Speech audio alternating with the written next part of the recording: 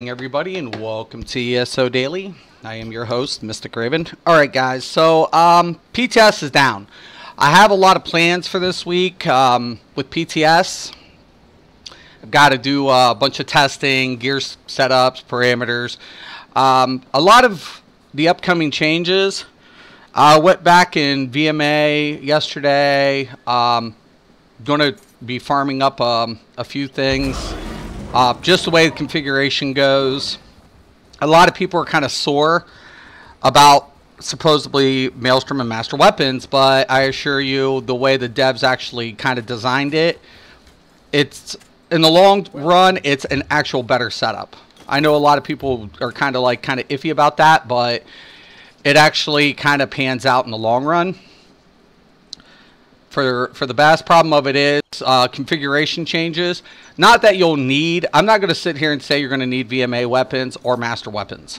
Alright, if you still want to do content, nice work, you're going to be able to do without it. Looks like 2, right? My comrade Crypt, if you Always Crypt the fucking hearts. The Reach Army is led. Falkrith hold, sweet. But I gotta do random. So a lot of things people are like all bummed out about. Like nobody actually takes a look at positives in this game. A lot of times it's just kind of, you know, it is what it is. But you know, for me personally, it's like it's not that bad. It really isn't. It isn't. It's really good actually. But certain configurations are going to change for me. Certain ones will need to be slightly adjusted, but still will be completely viable. So it's not taking builds that you currently have and trashing them. So I don't want people to think that. Just there's new ways of setting up your layouts and how to maximize more DPS and not having to worry about potential uptimes as much. Because now if you run up a new configuration, say you don't have a proc, you run 2 full statics, and then all of a sudden you're using master weapons, you have no uptime to worry about. It's 100% damage on the board applied constantly. You can still run a monster set, run up a proc on the back end, and have it carry over. That's not going to change either. Certain configurations will be, you know, whatever. But the biggest issue is transmutation crystals. Like a lot of players are just really kind of pissed off about transmutation. Now this is, you know, on PTS, some players are just kind of pissed off about the idea of it because they've had to farm it. Well, here's my opinion on it. I'm pissed off when I've had to do, trying to farm it, and you still don't acquire it. The drop rates suck. You'll get the sword, but you don't get it in the ideal trait. So transmutation for me personally is a good thing. It saves me the hassle of having to mindlessly keep grinding for something that has a horrible drop rate to begin with, because there's just too many, you know, drops, you know, and traits. So for me, it kind of alleviates that in a lot of ways. So I think it's a good thing in the long-term scheme of things. But a lot of people don't like it. They just do not like the idea of transmutation crystals. Now, to each their own. But ZOS isn't going to make everybody... excuse me. ZOS isn't going to make everybody happy. You know, it's just the way it goes. You know, you're going to get people that are going to get pissed off. No matter what ZeniMax does. They could put in, you know, anything in the game that you would think, oh, yes, you know, this is awesome. And somebody's going to get pissed, no matter what. People are just going to get pissed off. So, you know, I think ZOS is heading in the right direction. They're giving us a lot more options. 1 second. Anyways, ZOS is definitely, in my opinion, heading in the right direction with a lot of things.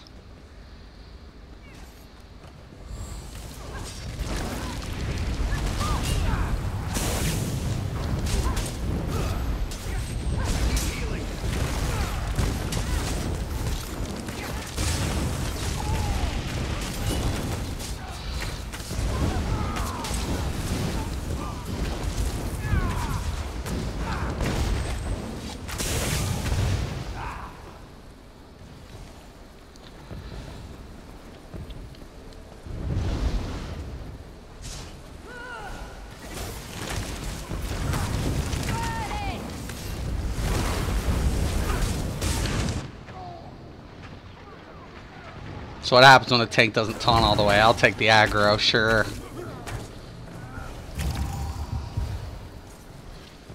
Sure.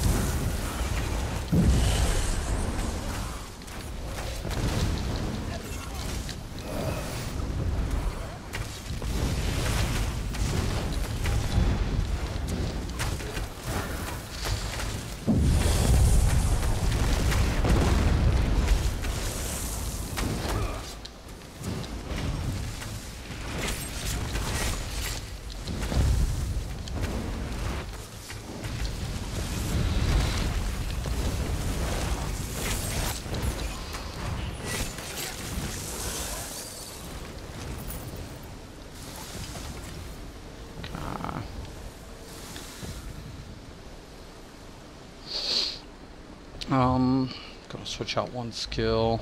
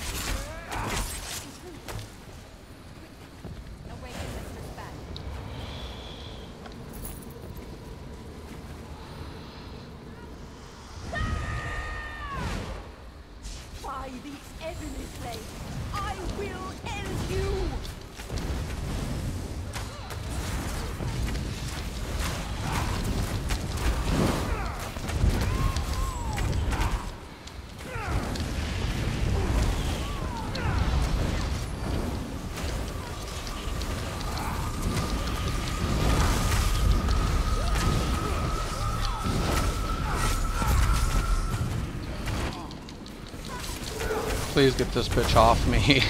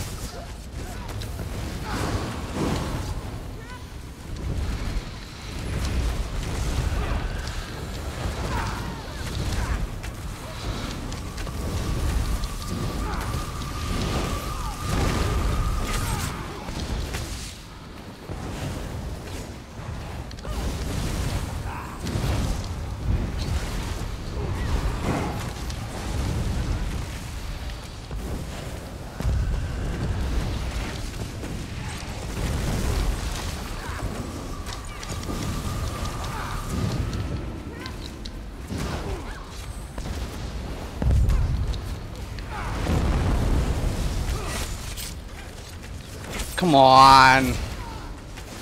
Gotta charge my weapon.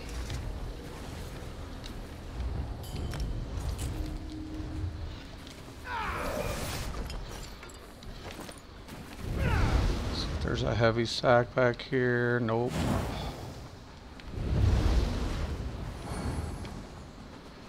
Nope.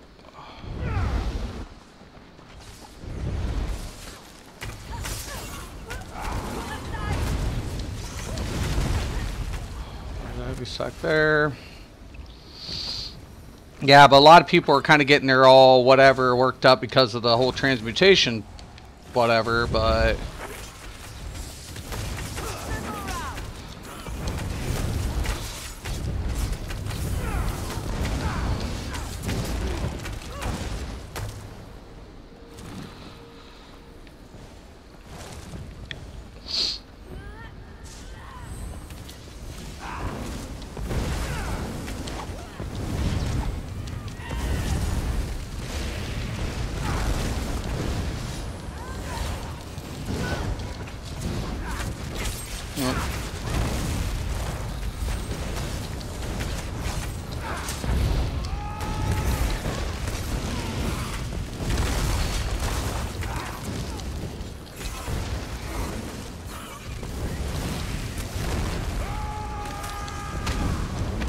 no.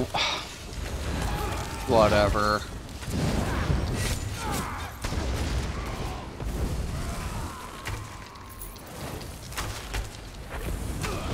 Let me weave up on this little fucker.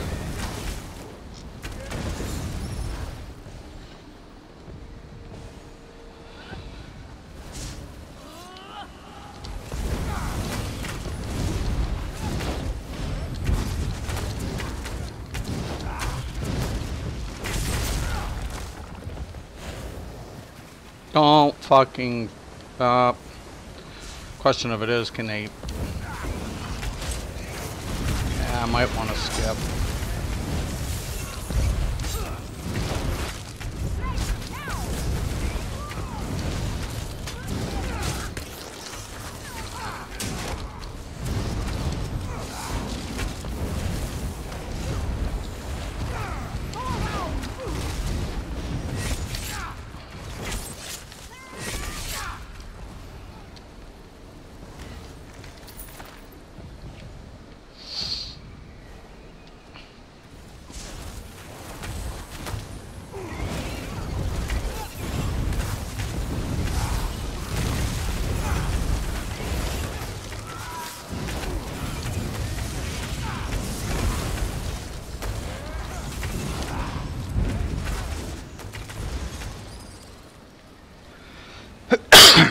As long as he can keep the spiders away, I can, whatever. I will offer your heart.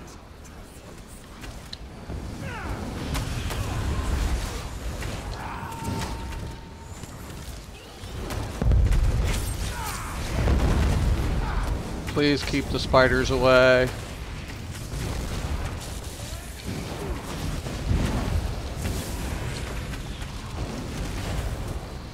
No, move the fucking spiders.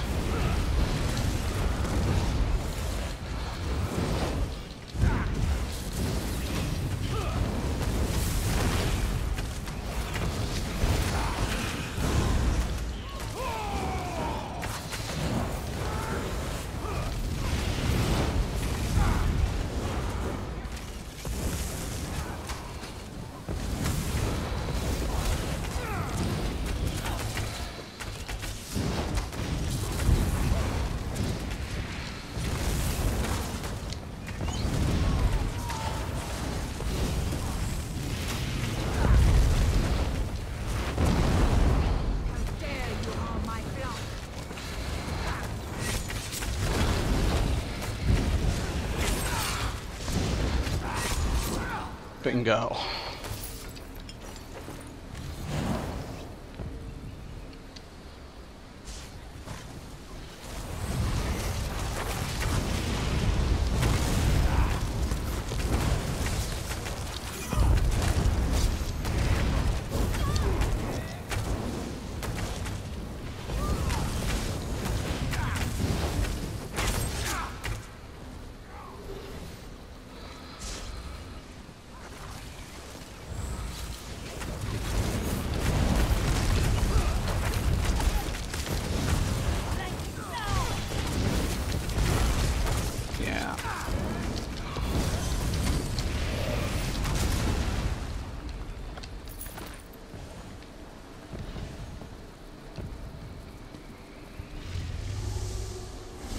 Okay, I'm gonna take the cave.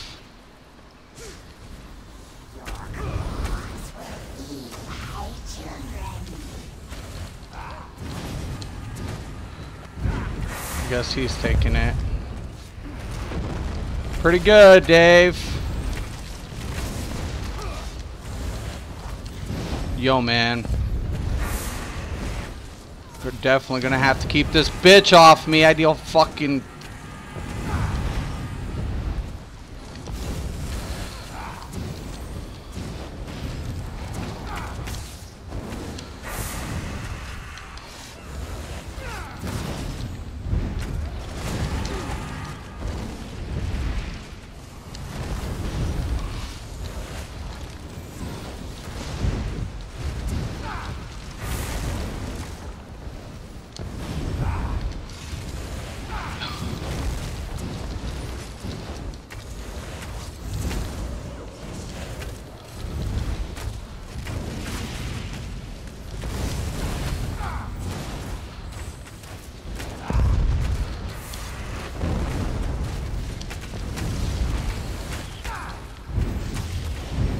Oh, wrong button.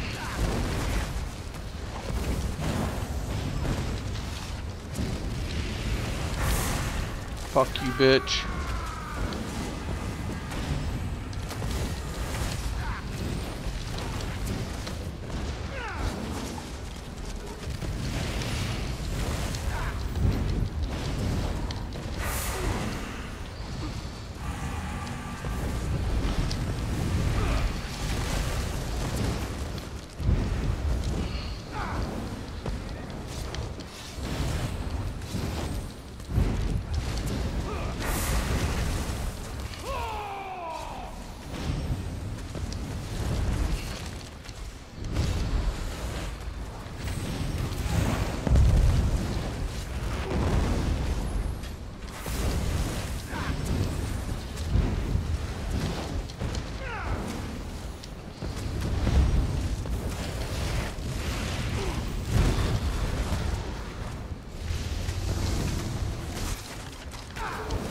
Come on, Bart.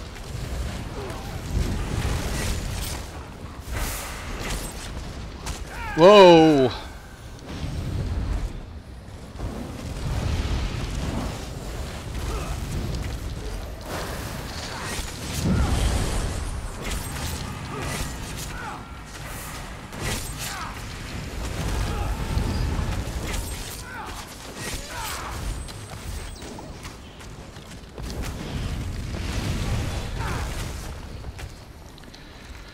Wow. Little things. Kind of my back end, but it's all good.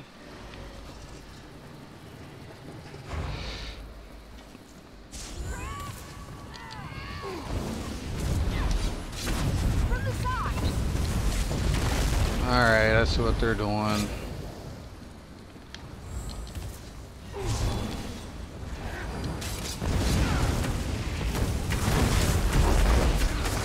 Gotta keep me alive! Gotta keep me alive! Dude, I'm pulling a shitload of fucking aggro, man. If you're gonna do that, just keep me alive. I can do it, just fucking keep me alive, man. That's all I'm asking. Don't... You're gonna pull Night Blades. Stop, just, yeah.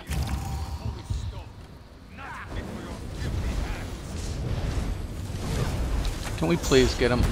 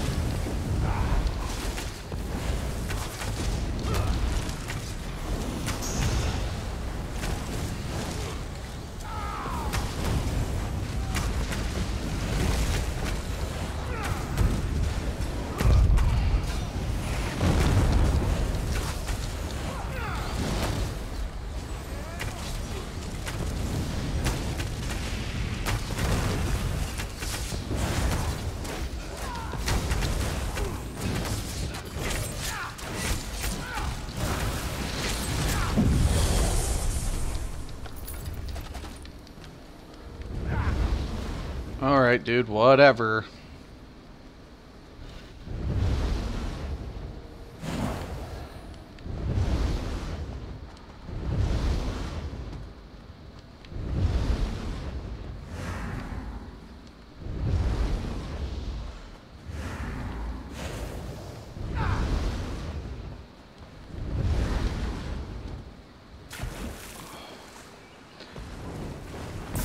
Nothing's wrong with it, Snoop. A lot of people are just getting their panties in a bunch about it because they think it's a cheap way of like getting your trait for your weapons or whatever. And to me, it's not cheap. If anything, it makes the game way more interesting. It brings Nirnholm back into drop sets because now you can transmute them.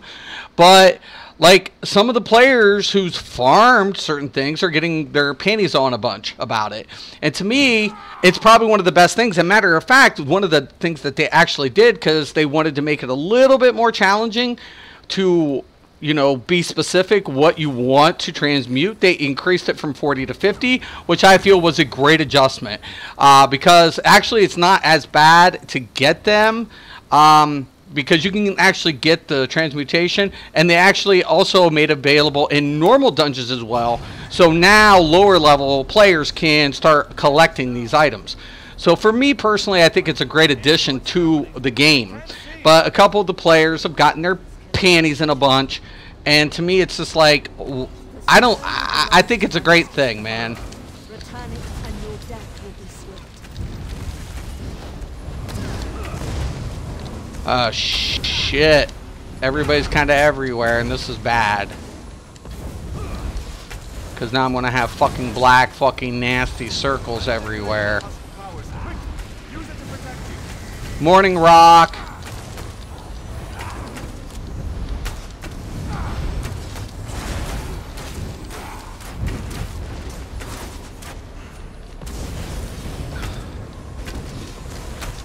If they'd stop moving around so much, this bitch would be a hell of a lot easier. What the fuck? Come on, drop! Fucking bullshit lag. What? Hey, yo, man, this bitch, I can't target her there. Yeah, you know, and I get their part, but they act like nobody else has farmed. Do I think it'll hurt the economy? Actually, no, because the way some of the system's set up now, people are going to be buying pieces that they didn't buy. Previous to this update, nobody gave a fuck about like head or shoulder pieces because we rule monster sets, right? I mean, nobody gave a fuck about it. But now people are going to be buying pieces that they've never had to worry about before.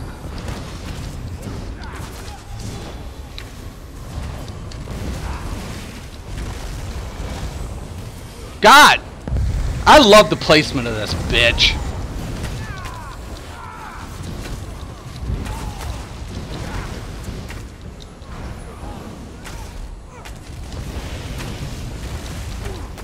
I'm getting all the worst placements. In the shield, behind a mushroom. I mean, come on, really? Yeah, that's better. Just keep that bitch right there.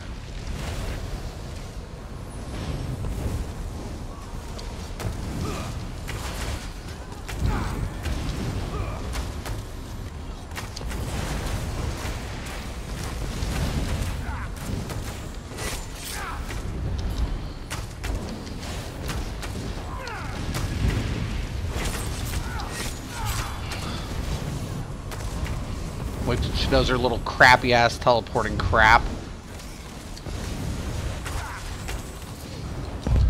Messed up on that.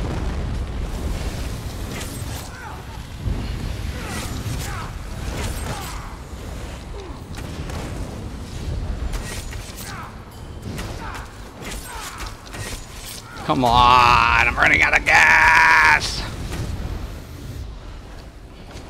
Love the placement. Divines, that's pretty good. Right. Yes, they did. And that's a good thing. Because to me, like, it allows like lower players to start acquiring these, especially when they start getting into higher vet levels and they get a piece, and now all of a sudden it's like, oh, okay, cool deal. Now I can, whatever. Are you guaranteed to get right? Exactly. But you'll get the genodes. So transmutations are on vets, genodes are on normals. Yeah, you have a chance. I still don't. I still don't understand. Like, as far as oh shit, I need a fucking point. Well, I got to get a skill point. I'll worry about it here in a little bit. But to me, it was just like, okay, why is everybody complaining? Like, I don't get it, man. It's like, to me, you would think some of the players who's been farming shit forever, and then not only that, let's say later on in future updates, things change. All of a sudden, your build change, but you have a weapon for a set that now you need that trait to change.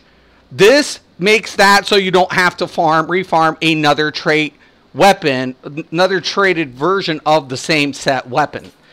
To me, that in the long term, that makes it better. Yeah, right, Rock. But I don't know, like, percentage-wise. Yeah, there's still going to be farming. No matter what you do, there's a farm for everything. It just makes it easier to get ideal traits, and especially in future updates, future DLCs, or future patches. You can change some of the parameters of your current set, so you don't have to keep, like, switching out and being like, oh, now I got to get this, or now I got to get that, because of the trait values change. Yeah. That'll be gone. So if anything, I think it'll help stabilize the economy.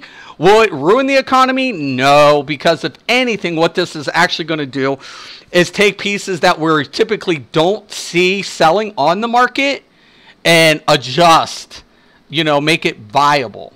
Now, is everybody still going to be, is it going to still take away from high market value for ideal trait? No, because the reason being, one second. You don't have to transmute that trait. It still makes it appealing, but it will bring down the price. So it'll be nice. I mean, it'll take a while to stabilize it, but like I said, in the long-term scheme of things, I think this is a great solution to what ZOS is implementing, especially for like I said. A lot of people got their panties in a bunch about, like, their master weapons and shit. I do. I'll be honest, David. I do. I pick up normals if I'm farming versus vets. I do. The thing that sucked for me is I'm going back into VMA. Not that I need it. I will still continue to do builds that are accessible to players. One thing I like about my channel, like, I try to make builds that are more easily attainable for players, and still gives them a starting point at high-end output to start acquiring whichever direction they're going in. So that's what I always accommodate. I try to accommodate too. I will throw out a couple of my trial builds. I will throw out a couple of this and that. But majority of the time, I think in the mindset of casual players. What casual players are needing to start with to do the content, give them options, especially in builds and classes and roles, and move forward from there. I like PC a lot because somebody was just talking about Nightblade Healer. I rolled with the Nightblade Healer the other day ago, did really well. The only thing they were missing was a utility for their orbs. They were leveling up their Undaunted, that's to be expected. But the healer did really well. And I was really happy about that. You see a lot more, like, versatility in PC. So I'm really happy about it.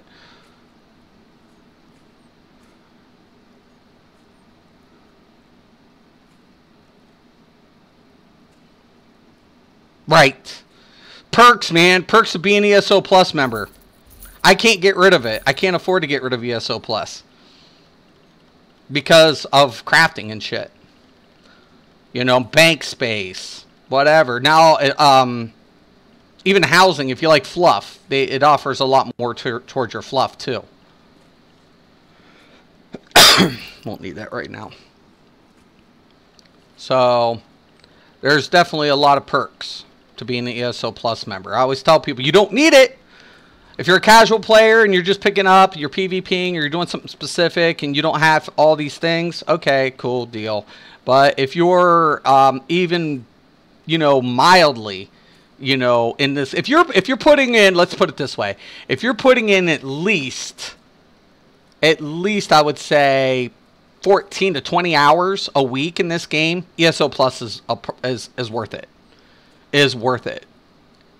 And that's more hard casual. Yes, free crown crates. I only got to do 1 dungeon on the PC and 2 on the PS4. So I'll get 1 for my PC and 2 on my PS4. So it was only 3 days. So, and they'll be right before, they'll be the last, I believe, of this crate, and then the new ones are going to roll in. So, and I'm hoping they bring back last season's for the lightning ones for the fall. That would be really cool. You know, that knowing that, you know, they're not forever gone, that you can save up on those crown gems for the exchange and purchase them. Right, exactly, Rock. You can run VMA 50 times instead of 400. I did good for first time going back in yesterday. It's been forever since I've been in VMA, and I did pretty good. A couple of things I'm still adjusting on my build that I kind of like in certain scenarios. I'm kind of like, okay, that works out good. This board was whatever. This board was, you know, this configuration didn't work out so well in certain parts. The Apex horse is badass. Yeah, I want that Apex, you know, Senshi, the lion, the tiger one. Yeah, it's the one I want. That one's badass too. My friend actually liked the Guar. Oh, they're bringing out the skeleton team for Halloween. It makes sense, I guess. It does. Halloween's right around the corner. That makes sense. Can't say anything negative about it. I don't know if I'll be attracted to it. I had the undead mount, the holiday mount. It's cool, especially around that time of the year. But I loved last year's lightning ones. They were so badass. Were really badass.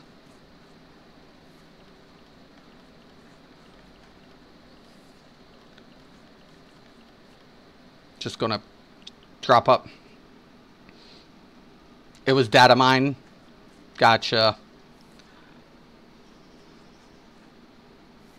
Yeah, they don't know, Rock. I mean, okay, so yeah, they're losing the stat on VMA and Master Weapons. They're losing that stat boost.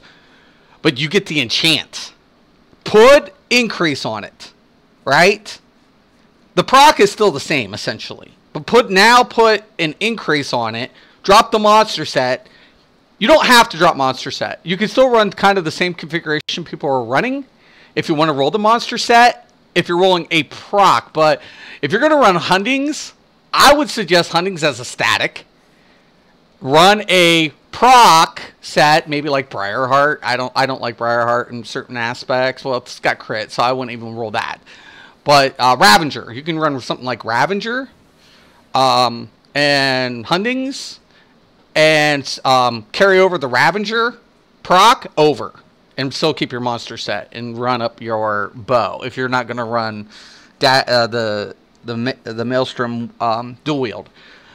But if you're going to run Maelstrom dual wield, if you're going to, and if you're going to run bow or staff, in my opinion, sack the monster set. You can get crits. You'll be able to hit about 1,000 plus for each hit. That can crit. Or with the crit, you're looking at about 1,000 hit per hit increase.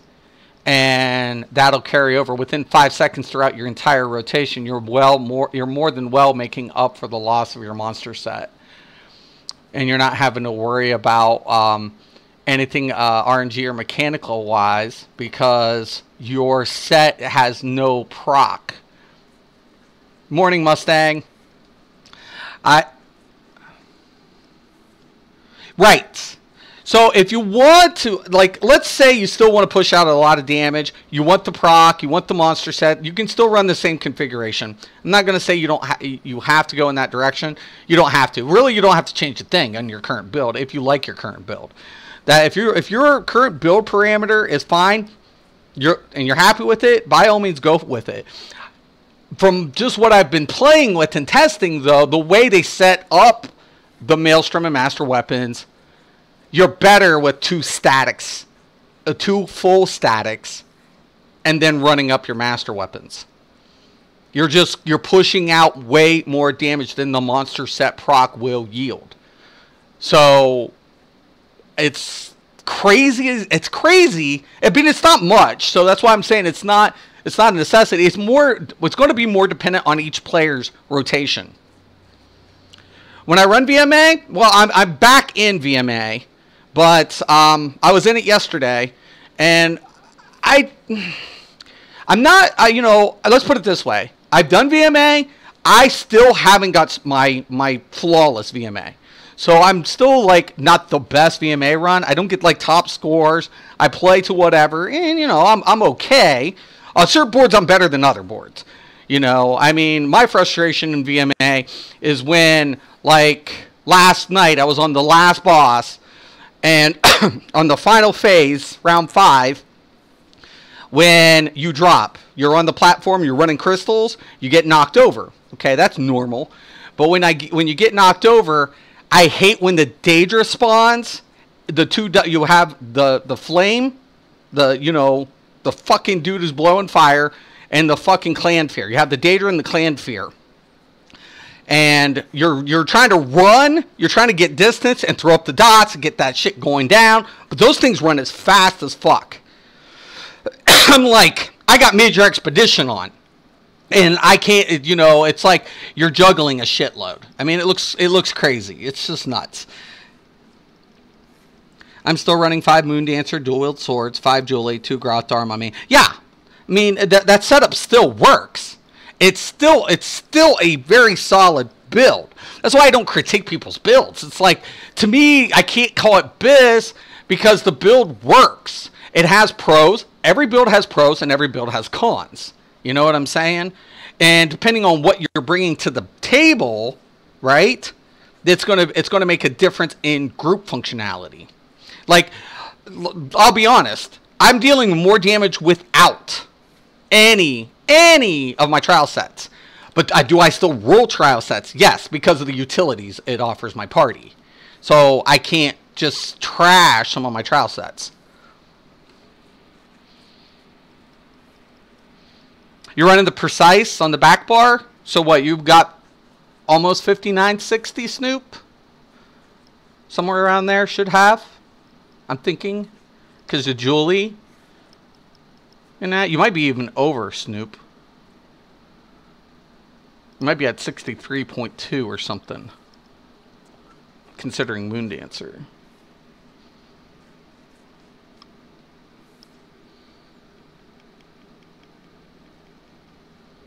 You have to let me know, Snoop. As long as you're around 60, you're good. If anything over, I would switch your precise if you're over. Depending on what you're needing. But that's a solid build.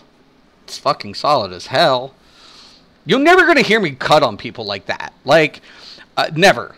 I never, but I don't run Moon Dancers anymore. I won't mess with her. I don't want that or Infallible Ether anymore. I'm not running any trial sets on Magitunes. 60 something. Yeah, you're fine. You're fine. If you want to scale back just a little bit, you could go Nirnholm and put out more base damage. Transmute that bitch. Very smart. I kind of, lucky guess, right? You think it was a lucky guess? Maybe it was a lucky guess on my part. Who knows? No, not really. People, whatever. But yeah, it should be around 60 something, right? Yeah. Just from the calculations. I can do that stuff in my head. I love it when people are like, oh, do a full parse. And I'm like, here's my issue. I could run, remember, the indifferent variables. Yeah. Not too much over 60. That's where it's at. Around 60, I try not to go over 60. Stamina is an easier problem going over because the passive to the bows. But once I go over 60, I'm losing too much base because the indifferent curve. I have to make up that value loss. So for me, if I can't control it between 58 and 60, I'll take the higher value. But if I can control the 3 to 4% fluctuation with the indifferent curve, then I'll take another trait and either increase my penetration through sharpen or grab the Nernholm for base value. Oh, thanks, Snoop. I appreciate it, man. I appreciate it. But I always told, like, some people have been like, oh, you know, do full parse and stuff. I'm like, that's human error. I do static setups when I hit any initial tests.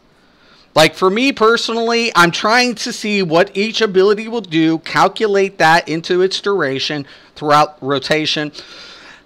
Because depending on each person's familiarity with rotation, taking into effect RNG and mechanics, you're going to lose DPS. And then on top of it, it's like, those are human errors. I want 100% know a fact what each of my abilities will deal, how long that duration will hit, and how I can scale it. That's what I want to know. I'll use the parse for the uptimes or how much my critical ratings are per hit. That's what I use my metrics for, right? That's it. What class would be good to take in VMA for a noob? You know, Mustang, here's the problem I'm going to tell you about VMA. It's all about what you're comfortable playing more than what class is better. For example, I'm taking my Nightblade. I've done it with my DK.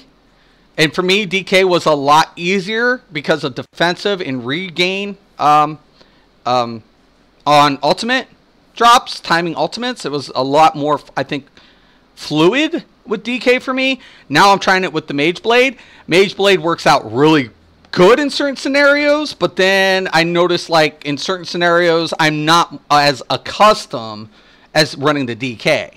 So, but I want to get accustomed to it. You know what I'm saying? So for me, I'll take my ass lickings to get accustomed to that, using that class in that scenario, if that makes sense.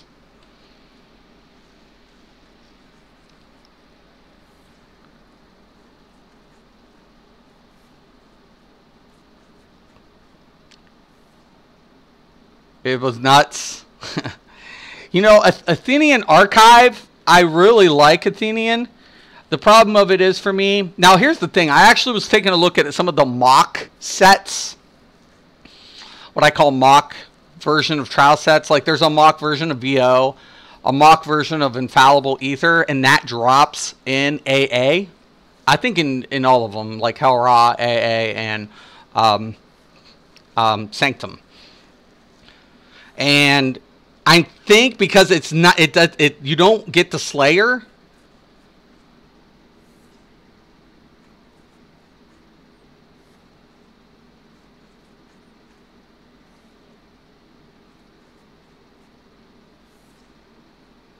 Yeah, I know what you mean, Snoop. I get it. Here's the thing. I don't have a problem with any specific player. I have a problem with terminology. That's the only thing I have a problem with. I've been doing MMOs for 21 years. Abyss is a linear progression. If you played World of Warcraft or EverQuest, we would tell you straight up, and if you have, it's the reason that's where Abyss originates from, because it was tier progression. Meaning, if I said I have Abyss, that means I have top end tier, right? Meaning I have orange, I have my purples upgraded to orange. Because remember, at one time in certain MMOs, we had to do content to upgrade it.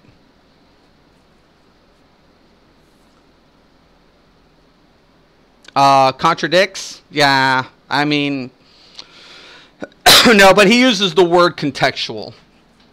Meaning, you know, it's kind of like circumstantial, you know? So I think he's a great player. I think his builds are good. I think he's skilled. I have no problem with him per se. Just when you say BIS, that's not the case, because every time I put it on different sets, I can put on same sets on every stamp tune, right? The same configuration, I get different performance. Add race to the equation. Now I get the same fucking problem now, where I might need something that on this build that I didn't have over that build. So now I have to change the secondary set. I can still maybe use the same primary, but secondary is going to change. Now I have to readjust everything for penetrating values, so on and so forth. Will it work? Can I take that build, apply it to a different class, and will it work? Yes. Will it optimize it? No. That's why I have a problem with the BIS terminology. Because now I have to take it, and then when I make a build, that's why I don't call myself a theory crafter. I call myself a class builder, because every one of my builds is meant to serve a function, depending on what I'm doing.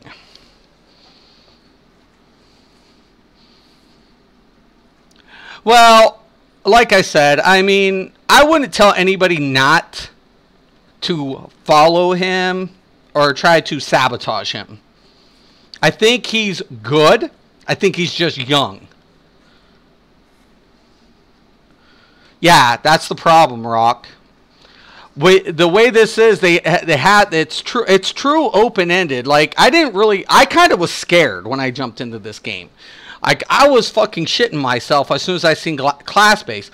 I'm like, oh, fuck no. Oh, hell no. I do not want to go over this whole fucking shit again. But then all of a sudden, I'm taking a look at some of the shit, and it was like, hey, if you get a chance, Mustang, now I know, have you done it on normal? Do VMA on a normal a lot until you can get flawless. Then step it up to the vet. I mean, it's not practical, though. Normal Maelstrom is not practical to VMA. Some mechanics just are not present. I wish they would fucking change that. Zoss, can we please get at least the mechanics from vet in normal? I understand it's easy, but it's not practical. Get the mechanics in there. That's all I'm asking.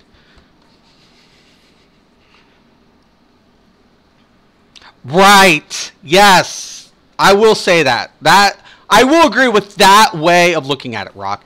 You could have a best in slot for a certain specific situation. What pieces are ideal for that build? I will say that. But for an overall system, there's no BIS. Why? Because everything's going to change based on content. It's just the way it is. That's why it's open-ended. Because every situation will yield different results in that circumstance. Yeah, no, I'm wrong a lot, Snoop. Like, I'm human, man.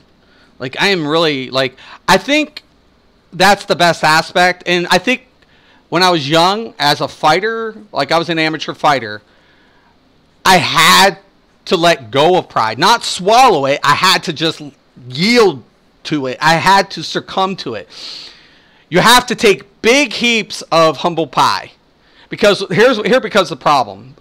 I noticed, like, I was in States one year, and I lost, and it was my fault. I didn't get knocked out, but I lost state, and it was hard for me because I was young, and I didn't want to swallow that pill called pride, because the other guy just played defensive really well. I got desperate. I did an illegal move, hoping I wouldn't have got caught. I did. I got a deduction. I lost by 2 points in the final round. And I realized then it was harder for me to get back into the ring because I held on to pride so much. Right? Like, I felt like that defeated moment, like, because pride was making me feel miserable. And I realized if I let it go and let things happen as they happen and admit I can screw up, things can happen, I became better. Regardless win or lose, I become better. And I like that. Yeah, you don't criticize the developers. They went to school. Like, I know some developers from my past. from when I did games, and these guys are really smart majority of the time. They're the nerds of nerds. Like, I'm not saying that in a bad way. I'm saying like in a positive way, because they know their shit. Like, I learned a long time ago, whoa. I mean, I might not agree with what they're doing, but they know what they're doing. It's intentional. And you got to think, sometimes developers don't have control of a circumstance. The company tells the developers what to do. Remember that. Like, in Star Wars, I got to talk to one of the developers. I'm like, why are you doing this? And he's like, Mystic, I don't have a choice. I'm an employee. I'm like, yeah, that's true.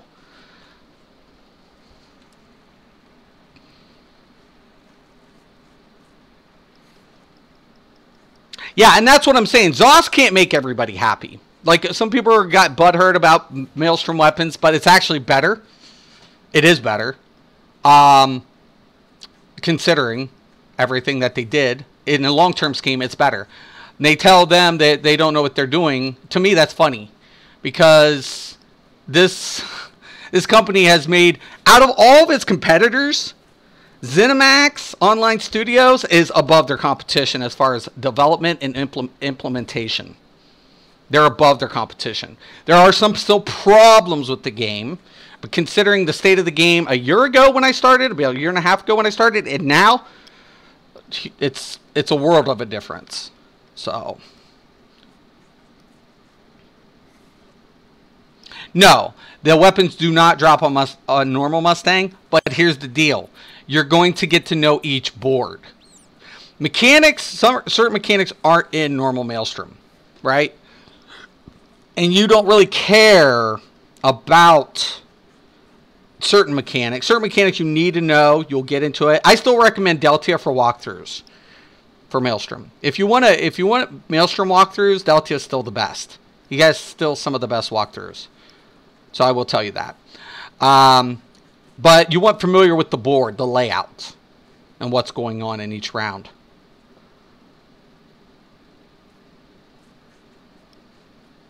Right, exactly, Rock. Yeah, the weapons will only drop in vet.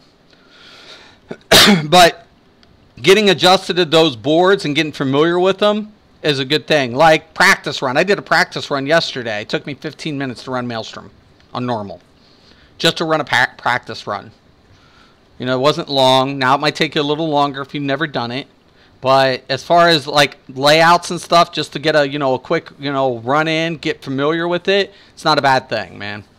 I tell people just run it, get it out of the way, whatever. If you're fixated on something and you can't get around certain things, I would tell you to go look up Deltia. Go look his walkthroughs. He's still got some of the best walkthroughs for VMA, hands down.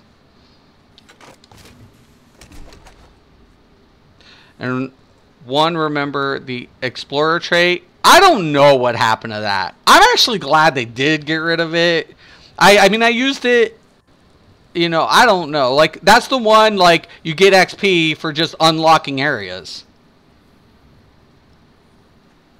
Oh, yeah. No. Okay, yeah. Yeah, there's a lot of things that's changed in this game. Like, so much. I never used that. Like, certain things like training. I never used to use training before, but I used the one for the weapons that would increase your experience for your weapon experience. That helped me out unlocking shit in the beginning. In a way, I kind of still wish that was there, but training does the same thing more or less anymore. But, you just get a boost to all XP instead of weapon, whatever. So, like, there's certain traits, like, I was like, oh, I'll try that, I'll do it. Yeah, Prosperous. Now Prosperous is gone. I hated Prosperous. I'm like, I'm not going to use that at all. It's not going to happen. At all. But I do think, like I always tell people, I'm not trying to sabotage any specific player. I don't want people thinking that.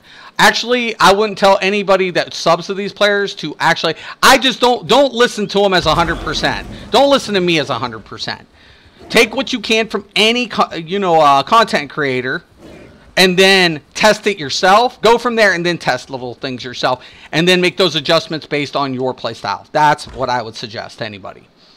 That's what I would suggest, personally. That's kind of like, oh, okay, this works out really well. Okay, well, I don't like this. I want to change this a little bit. That's fine. It can be a good thing. Invigorating. Yep. Gotta love invigorating. Some of the things, man. Invigorating to me, it's too low. I understand it's all 3. I get it. I get it. But why do I want to slot even a piece of it? Yeah, they do. They really, really do. They change shit. I need potions. Do I have any potions in my bag? Ah, fuck, I should check that. I'm almost out.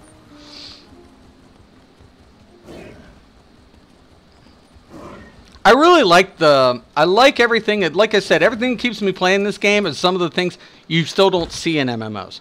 Crafted gear being viable. Come on, man. There's no... How many games have we played where you would get crafted gear and the next day it was trash because you finally started getting your drop pieces? Can it be done more than once a day? No. Yeah, you can do it more than once a day. Yeah. Yeah.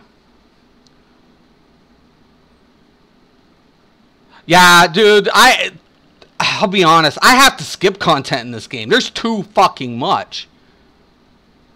Yeah, VMA can be farmed the fucking back. Problem of it is, here's the thing. After a while, no matter... You can... Okay, when going... how can I say this? Going in, you're going to have to take intermittent breaks going in your first times. Because you'll want to throw your controller against a fucking screen. Don't do it. Just take a break. That's why I suggest normal. Get accustomed to the boards. Just practice, practice, practice. We'll look up Deltia for some walkthroughs. He's really good. He's still got some of the best walkthroughs. Then go to vet. And then when you start doing vet, and even when you become more accustomed to it, you'll still get sick of it. To me, it's like I like vet DSA more than AA, because at least I can talk to players while I'm doing it. And VMA, you don't want to talk to nobody.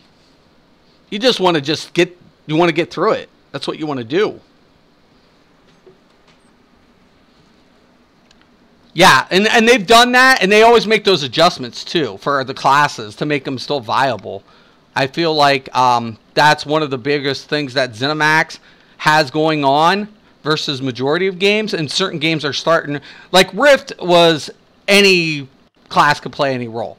You had souls, and it was really good. I loved Rift for that. Like, I had so much shit going on Rift. I'm actually going to have to craft a couple potions. I had so much shit going on in Rift. So much crap going on. And it was pretty badass. And when I came to this game, I had left Rift, and it was like, oh my god, is there going to be a game that can do what Rift does? Now, Final Fantasy kind of had that thing going on with one character. Yeah, it's all about your play style, what you're going to be doing.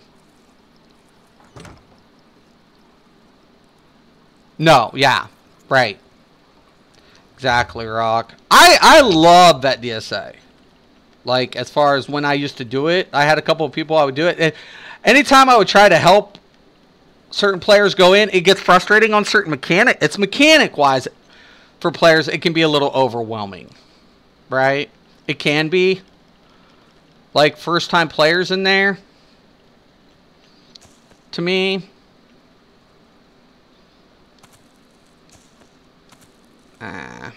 One second. We'll add another effect.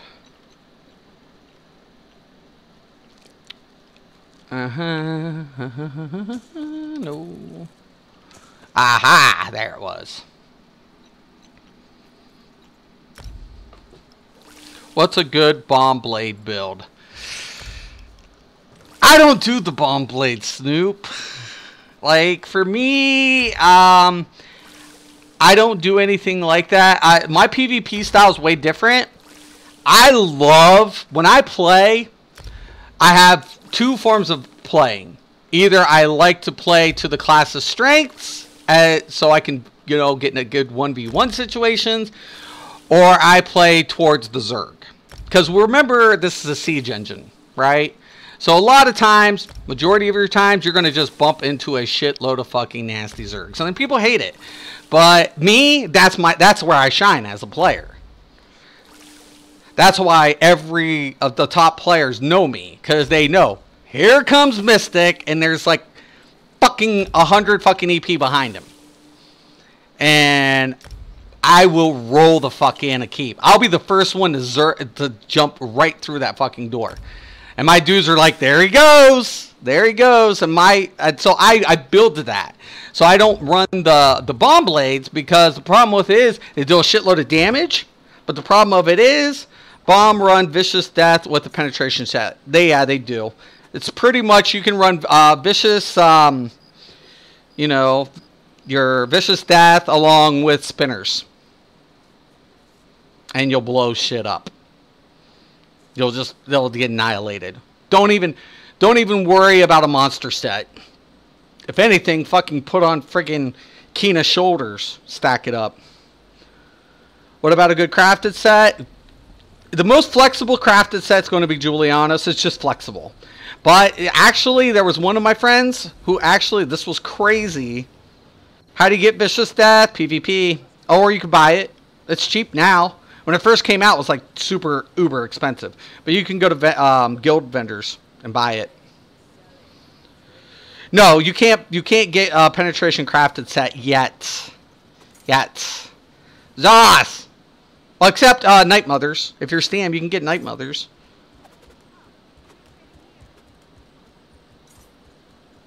No. Yeah, I hate Vicious Death. The only time I die to Vicious Death is if I'm standing beside a newbie who doesn't have impen on. And you can tell. If you get Vicious Death, if you do, it's because this person beside you doesn't have either enough resistance or is not wearing a fucking piece of impen. Other than that, you should never get Vicious Death. It should never fucking happen. It should never fucking happen. But in a perfect world, it shouldn't happen. In Elder Scrolls, it can happen. It could happen. It probably will happen.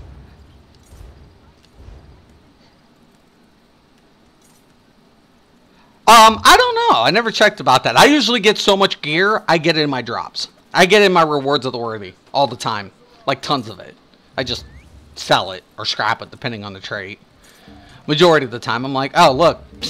It's Vicious fucking Death. No, well, I don't think you can. I might be wrong. I've never tried to buy it, Snoop. I'll either buy it. If I was going to buy it, I'd buy it on a guild trader.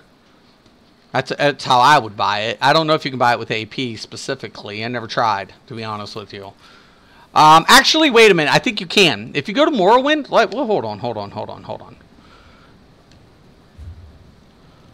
We'll find something out. Oh, shit, I gotta turn that in. But let me go take a look at something. I want to say there's a vendor. I know there's one up here somewhere. Like, there's a little merchandise vendor. Let's try it. No, I'm on the PC today. I was going to be on the PTS because I'm sorry. I'm usually testing when they got new stuff coming out. I'm testing my new configurations. So this week that's what I was going to do, and I was going to stream it. 1 second. Normally I'll go on there and I'll test my configurations. And they've given us a lot more access with this update for trial sets. So it makes it a little bit more kind of delicious for me to see what I'm going to be kind of whatever. Oh, wait a minute. This is not where I want to be. I want to be... I don't have that sky shirt. Why don't I have that sky shirt? There's like a little fort thing somewhere around here that has a friggin'... Maybe it's this one. There's like a little castle thing. And I think that you can buy them with AP over there. So we'll find out. So much shit I haven't done. But we'll find out for you, Snoop. It's what I like to do. I like to keep you guys happy. You keep me happy.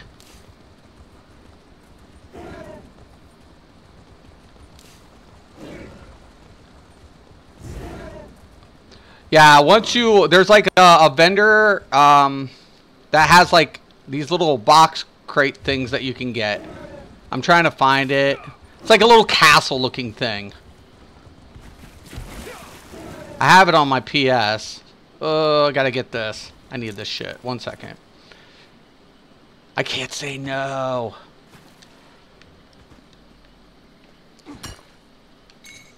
I got a harvest too in this.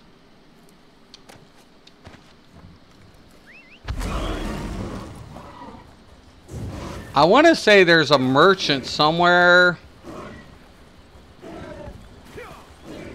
There's like a little castle thing, like a little keep thing, right? But this isn't it. My friend showed it to me, and he was like, "Oh, dude, did you get to go to the keep and you can pick up some transmutation?" I'm like, "What? When the fuck did they do that?"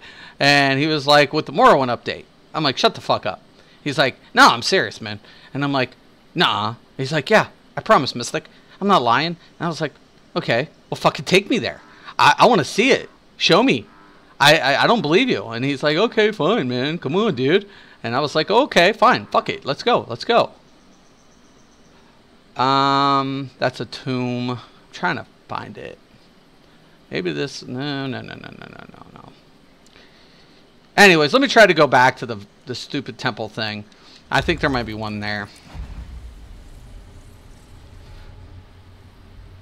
Can you use influence at Zoss to get me some?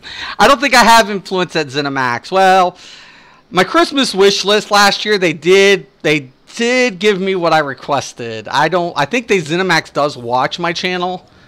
I'm not saying they don't. Problem of it is I don't think I have influence with them. They just were like, "Oh yeah, well, Mystic makes sense, so let's go ahead and do it." Choosing Telvar. Sewers, there's a lot of things in the sewers. Like, there's only a couple sets down there I rock. I do use Shieldbreaker. I love it when people are like, oh, that's so fucking nasty, Shieldbreaker. You know who the people who say Shieldbreaker is nasty? The people using shields. So, okay. So, there's a guild merchant. This is the weapon merchant for the new sets. Right? Believe. Okay. Right. So there's that merchant. And then there's another merchant somewhere in this world. This one's just a regular crap merchant with the motif pages and shit. And then there's a merchant somewhere, like a battleground garrison, that you can go and get shit. And I'm not on... It's on my PS, but...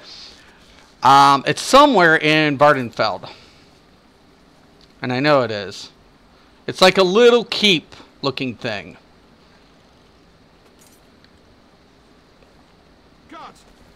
And it's over here on the left side, I want to say. I don't know if that's it or what. I could go over here. Maybe this is it. Yeah. Uh-huh. And that's why I love it. I'm like, for people, you know, if people never got... My friend came back, and he's like, is Morrowind worth it? And I'm like, well, it depends what you're trying to do. If you want the new class, worth it. If you're a RPG fan with like a content junkie, way worth it. Like, fucking way worth it. If you played Morrowind, the original Morrowind, it's so worth it. And I tell people this. It's kind of weird because my one friend's like, you know, I want to play like Elder Scrolls, like Skyrim and stuff. I'm like, ESO does that. And they're like, no, no, it's an MMO. And I'm like, yes, it's true. It is an MMO. But you don't have to play the game like an MMO. You can still play it like a single player game and still get a shitload of enjoyment out of it, like Skyrim and like the original Morrowind or like Oblivion. Yeah. They kept true to all that. The only difference of it, and like the quest lines and stuff are still really good. Like I tell people, like the quest line storyline's damn good. It's still like the same, you know, people that, you know, was doing the, you know, the lore and shit back in the day. That shit hasn't changed. Like I don't know why everybody's all whatever.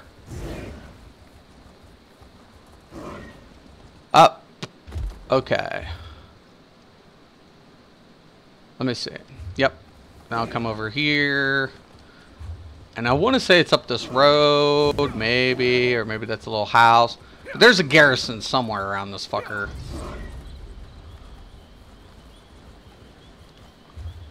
Ah.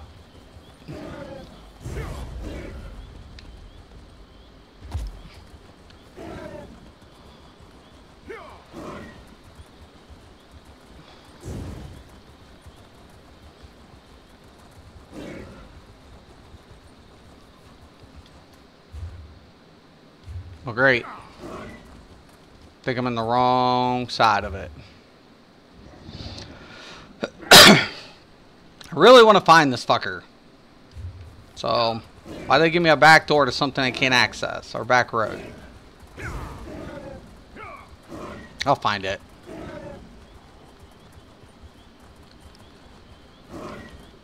Yeah, it's something I never paid attention to either. It was kind of my fault, I think. Was paying attention to the maps in the game, or paying attention. Like, some lore would catch my eye, and then other ones I was like, oh, yeah, okay, whatever. And I still have that problem. Some certain ones I really get into a storyline, and then sometimes whatever. Because I'm a writer. Like, a lot of people be like, what do you do? And I'm like, well, I guess technically I'm a writer. I guess. They're like, yes. I'm like, yeah, well, whatever. It is what it is. This is not it. By the way. Just a heads up. Ow! Get off.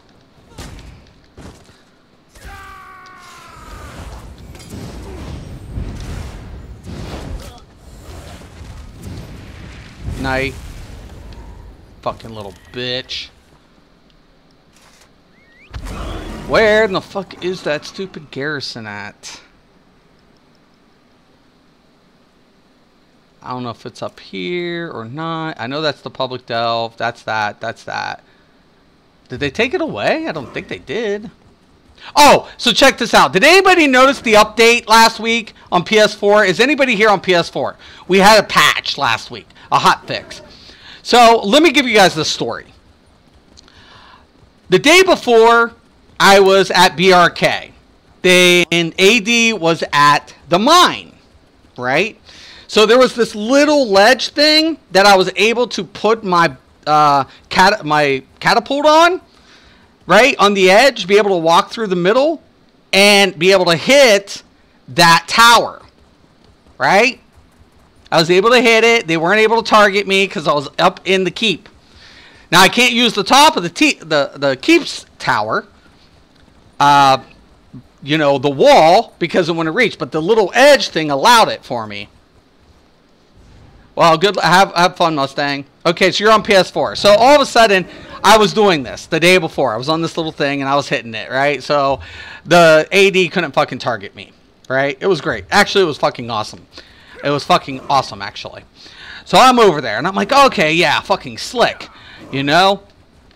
And then all of a sudden, the next day, the patch hits, right? The hotfix. I get on. They did it again. I'm thinking, okay, you little fuckers, I'm going to go over here, and I'm going to do my shit. Except, guess what?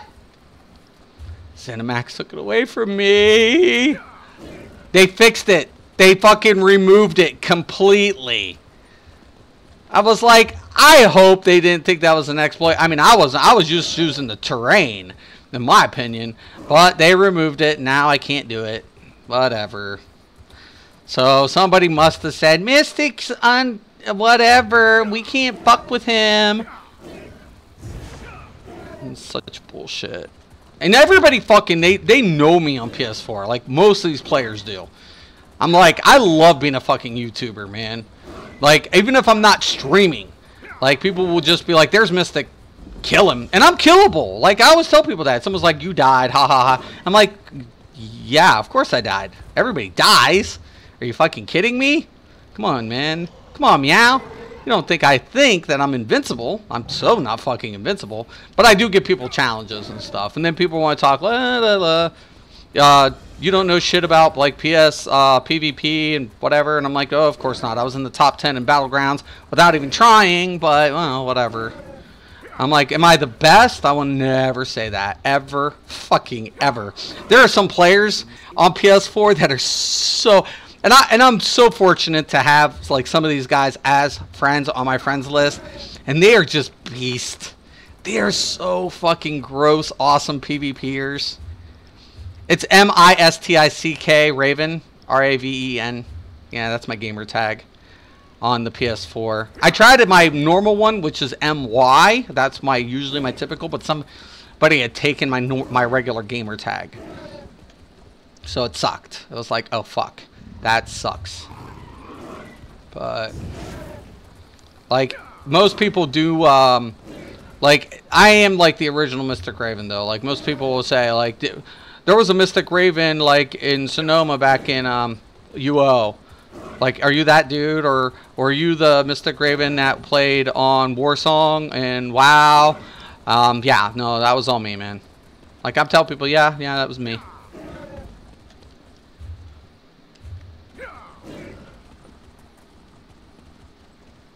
For Morrowind, 736 years before Oblivion, and 936 years before Skyrim. See, okay, how many years? Okay, here becomes my question. Dragons have a hibernation period, because remember in Skyrim, the dragons have awakenings, right? Does anybody know their sleep period? Because that becomes my question. Could we be looking at an awakening?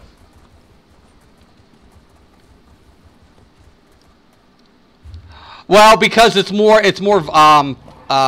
fertile during this period in its timeline. Because remember, the volcano later on erupts. So that's the primary story behind Oblivion Rock, remember? And people don't know what happened with Vivek after a lot of the residents took, fled to the mainland. So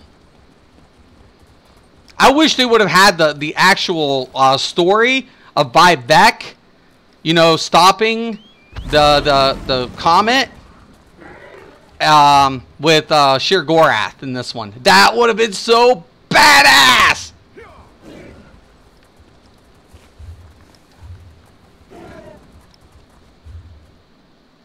I don't know where the fuck this thing is. There's like a little outpost thing, and I can't find it, and it's driving me nuts. Could it be over here? I doubt it.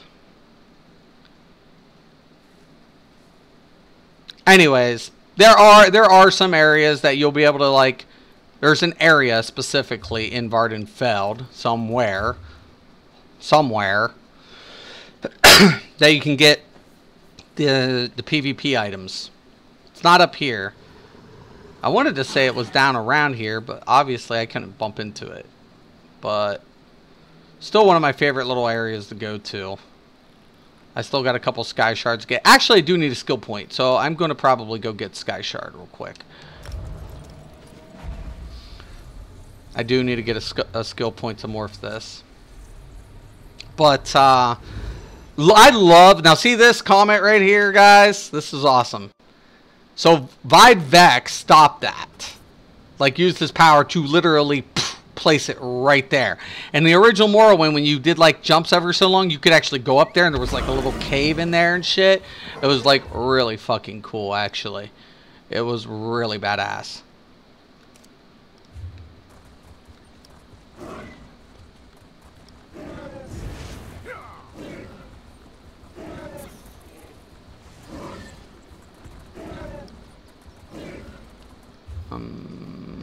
Trying to remember how to get back up here. I'll have to go around and up.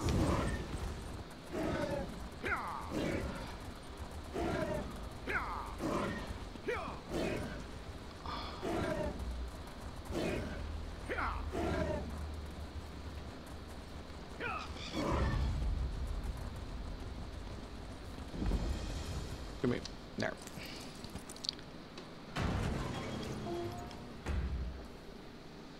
Love it. I'm hoping to be back on PTS this afternoon. Don't know how long the downtimer is going to be.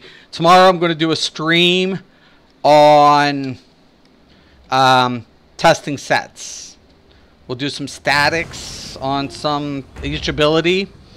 We'll also take into configuration crit percentage per hit. So we'll run up a couple hits, get a good indication of what's going on, and we'll go from there. Personally, I will. I don't expect people to follow my lead on anything, but whatever.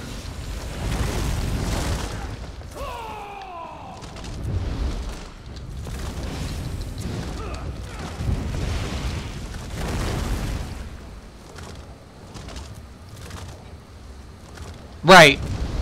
Yep, Brock. You know, and that's the funny thing, though. Like, I think a lot of people can't get into this game because I think the problem, let's discuss the problem, even from my perspective.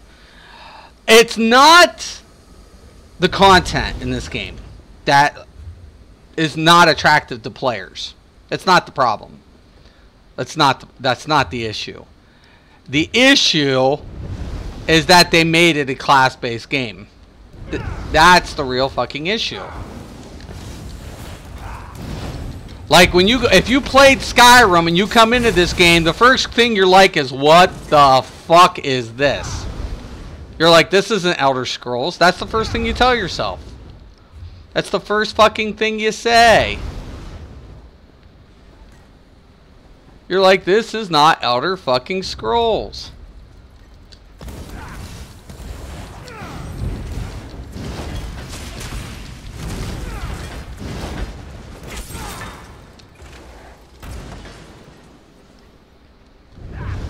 Yeah. And the funny thing about it is, with this lore and everything that goes on, it repeats itself. You know? I would drop down. Let's see if I can do this without dying. Yes! Fucking slick! Look at Mystic go! Slickums. Now, typically, I'd be like, just whatever. Oh, it's 804. Because I did that instant travel. Fucking bullshit.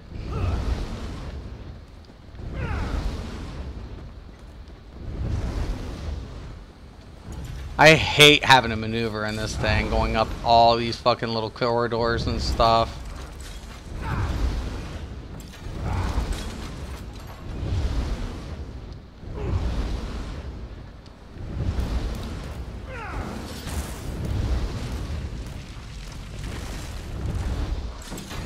Yeah, I know.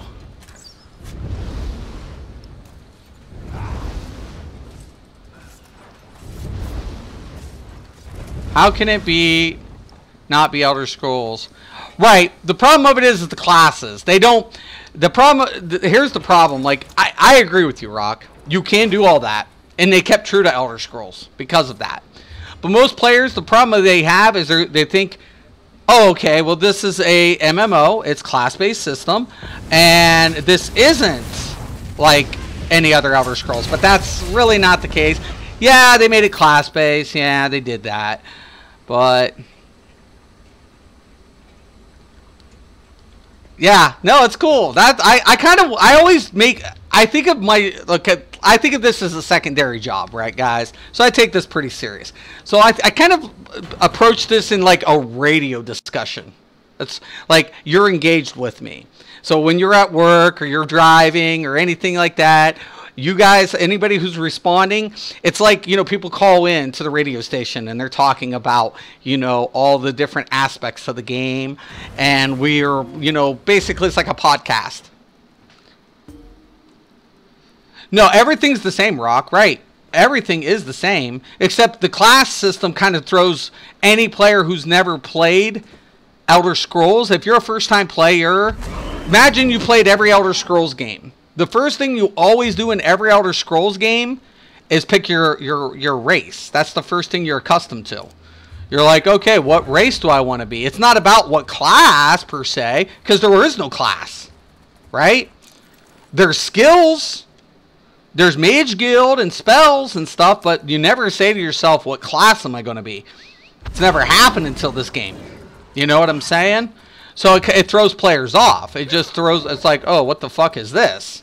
Because all you're used to basically taking whatever and then going from there and deciding what armor you're going to wear, what sets you're going to craft, how you're going to get it, That's what Elder Scrolls has always been about. As far as a player's first initial perspective of what they've experienced when they first create a character. In this one, it's like, okay, here's my race. That's normal. Class? Well, what the fuck is this? There's no class in Elder Scrolls. And that's what you think. So, but yeah, and then all of a sudden you start worrying. You're like, oh shit, is this really Elder Scrolls? Well, of course it is. The lore's the same. Everything's the same. Nothing's changed in that aspect. You're right. Everything's here. Just a different timeline. But every Elder Scrolls game is a different timeline. Except Oblivion and Morrowind, the original Morrowind, are so close. Like, Oblivion to me is the next chapter.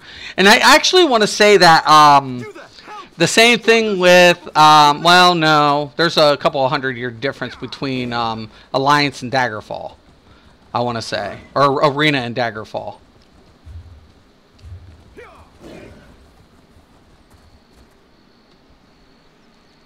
Right. Yeah, exactly. All those elements are in this game versus the other Elder Scrolls games. You don't have those options. Now, see, but that's the thing I told my friend. My friend was like, well, I don't want to play an online with people because I want to play, for lore and this and that. And I'm like, you can. You can play. And matter of fact, you can join a guild when you're harvesting and make money because other players will buy. They wanted to just be a crafter, harvester, content junkie. And I was like, you can do that with this game. You don't have to play like other players. You don't have to be a dungeon dweller and stuff. Yeah, they did an awesome job, actually. I think that's the one thing that a lot of people don't they don't really take a credit for is the different ways you can play this game. There is a lot of different ways to play this game.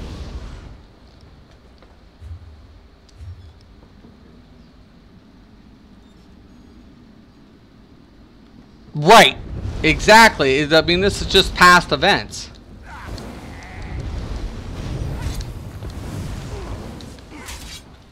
Ah, fuck, I don't fucking...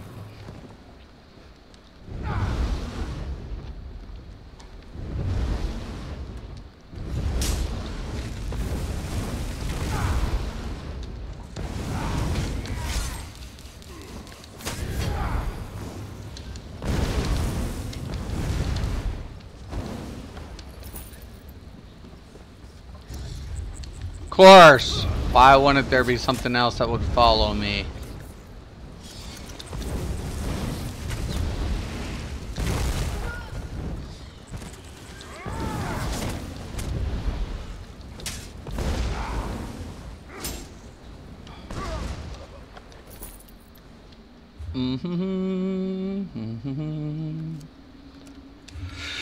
I need this stupid skill point.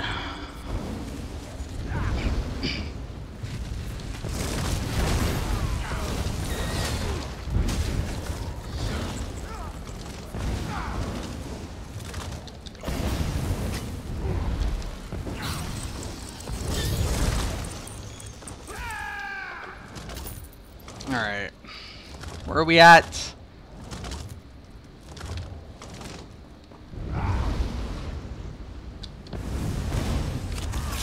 Get off.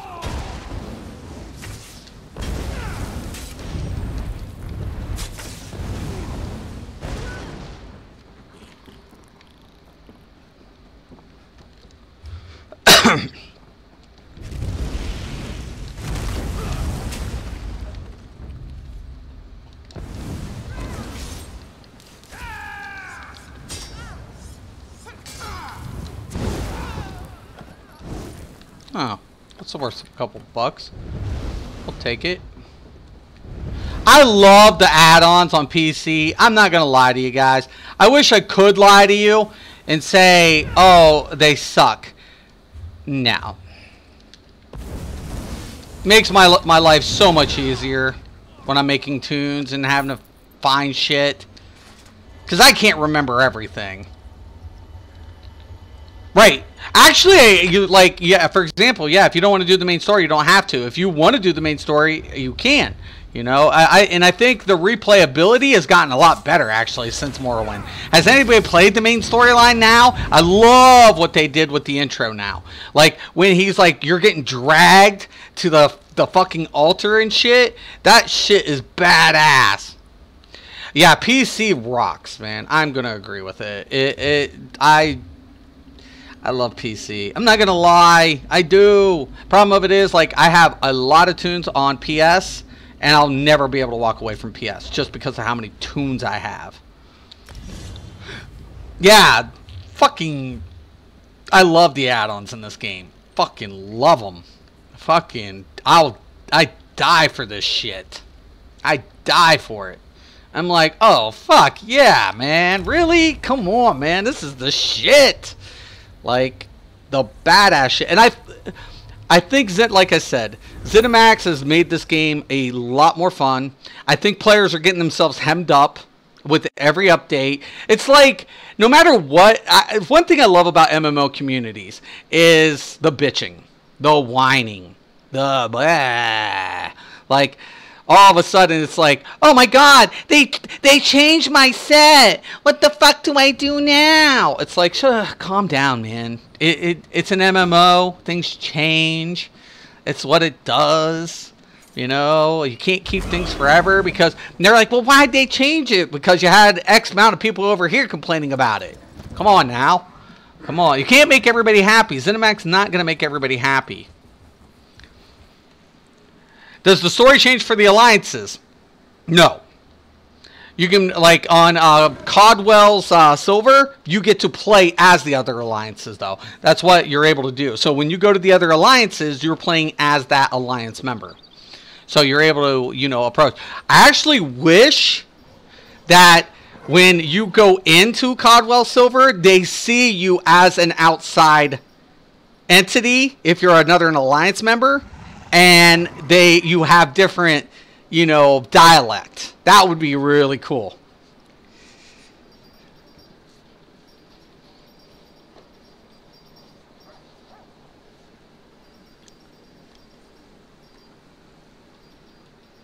Yeah, no, you know, and that's the one thing. It is different. It is different. And I think that's the problem that kind of, like, makes a lot of new players a little apprehensive, of certain players apprehensive about trying Elder Scrolls Online, right? Because they're more accustomed to traditional single-player games. But once you get involved in Elder Scrolls Online, like, there's so much shit to do.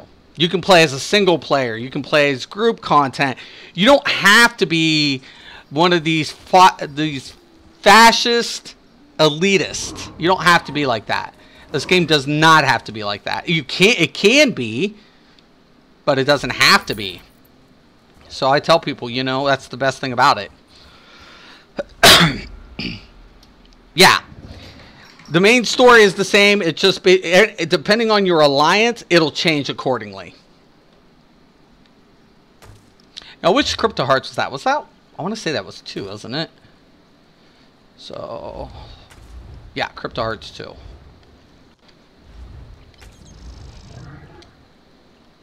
I gotta do this too.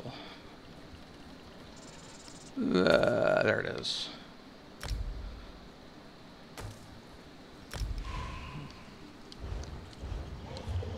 It's pug life. It is definitely pug life, David.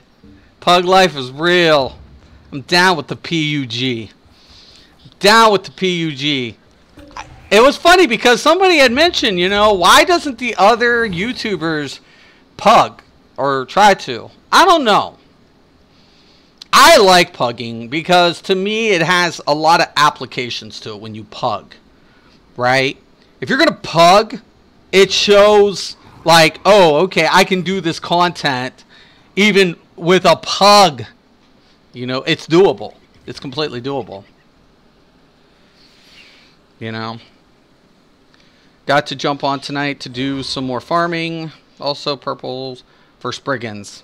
A lot of people are farming that shit, eh, David, on European?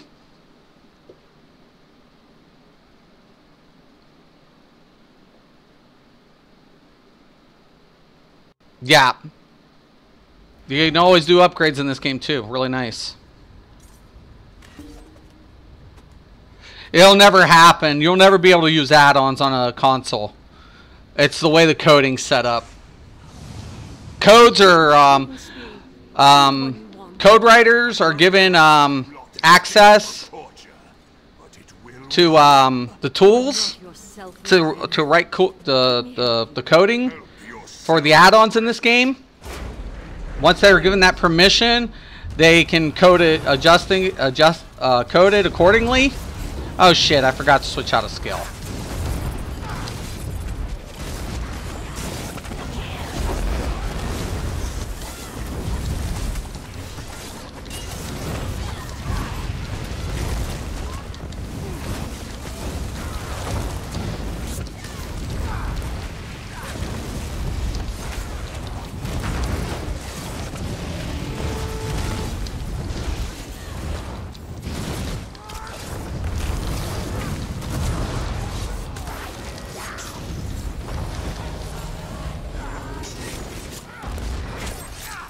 Okay. Tell me I'm not aggroed.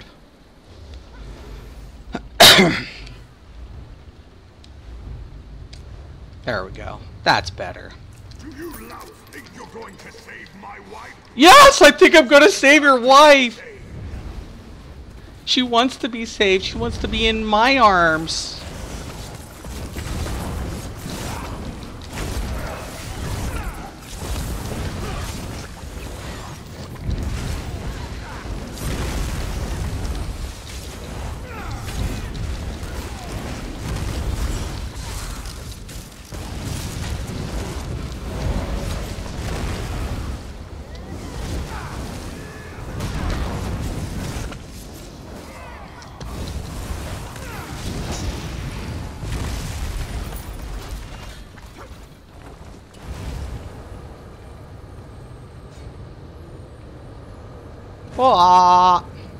It's just up ahead, and it's under guard.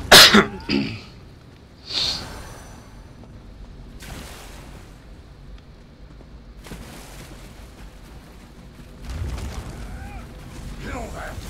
They are not to reach the lioness! Alan Way is not to be harmed!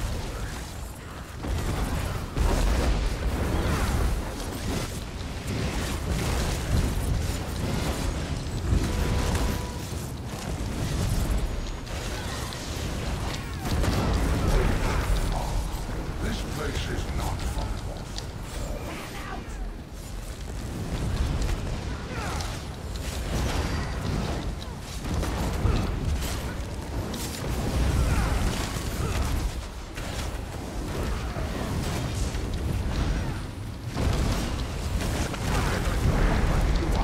Find some chains to hang your demons.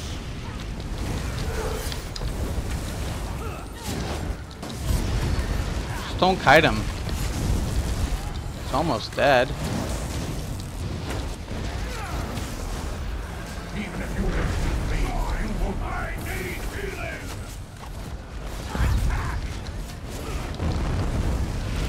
Leave me!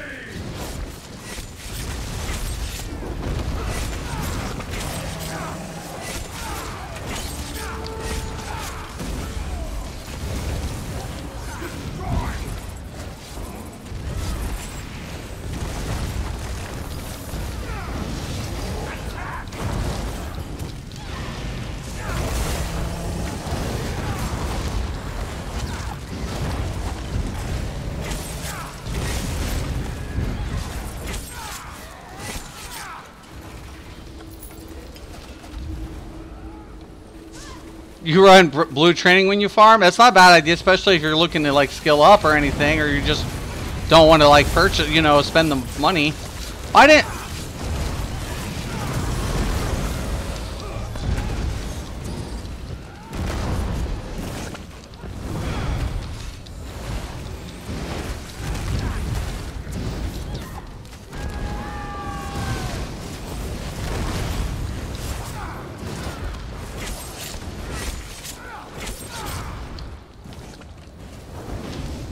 I need aid.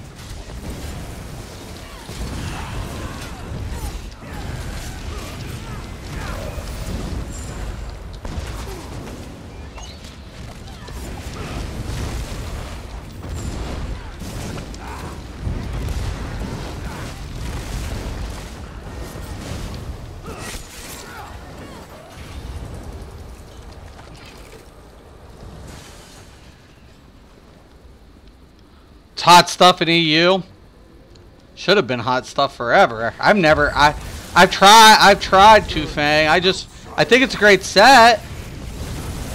But it's like I said, I did prefer Spriggans. It's so flexible per drop set too, because of the penetration.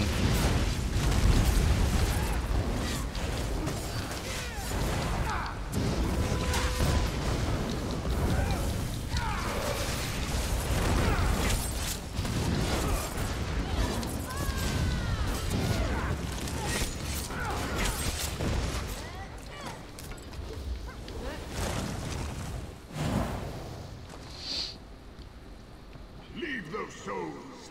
Kill the intruders. Let's go.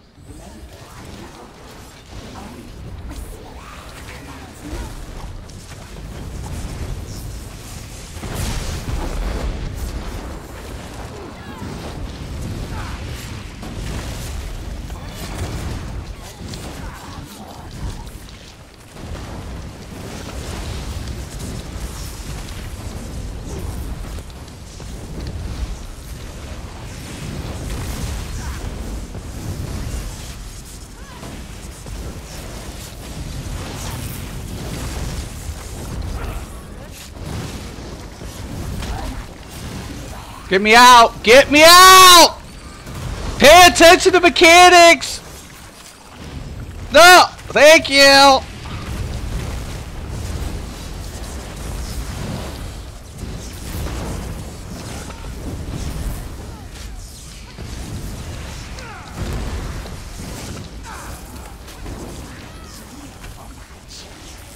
Rip! Yo, healer! Oh my god. Oh, yeah, thank you, thank you!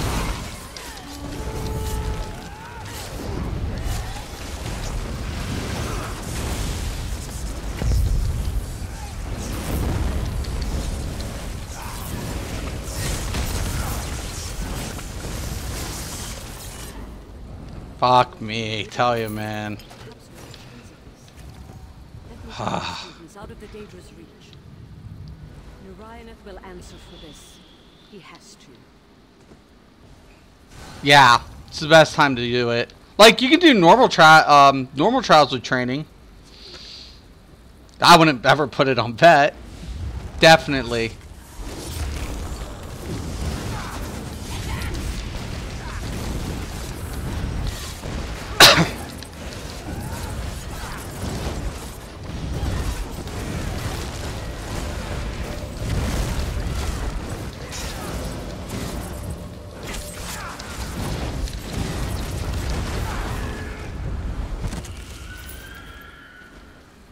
I am definitely impatient at times. I'll open the lock on the other side. The study is just a bit. I'm guilty of that. Oh, he's wearing Ebon. I was like, why is my health so high? Oh, okay, makes sense. He's wearing Ebon. This way. Whatever he keeps in here now, it's well guarded. Out! The lot of you! You've no right to enter!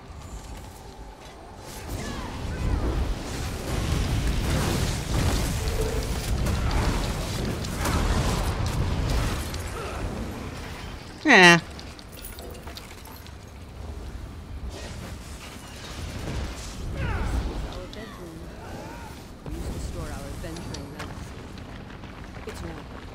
Quite a defense for such a small room. There must be a way to open it. And these statues didn't used to be here.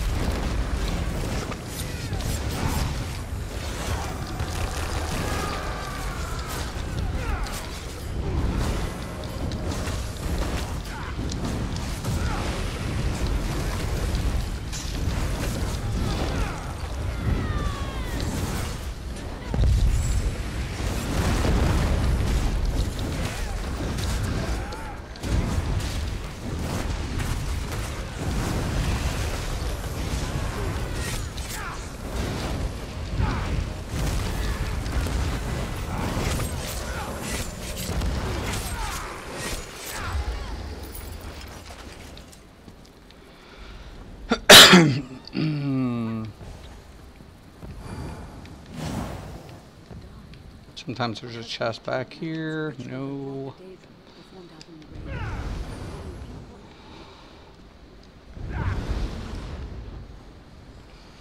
You're a tenacious lot.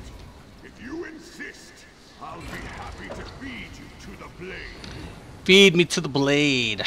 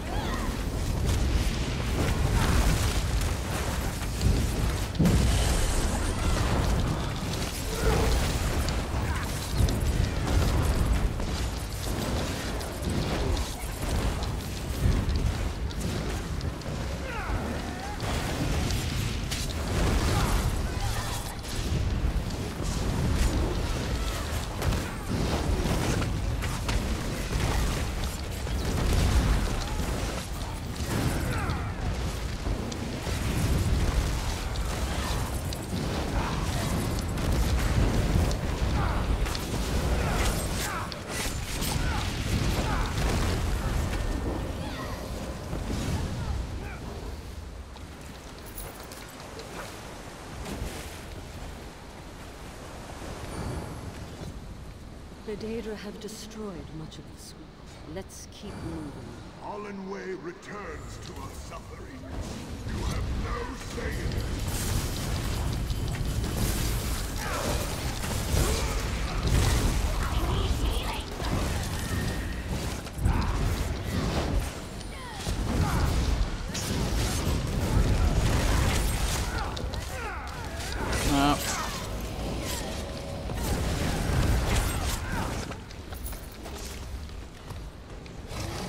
Can we please pull all these together, though?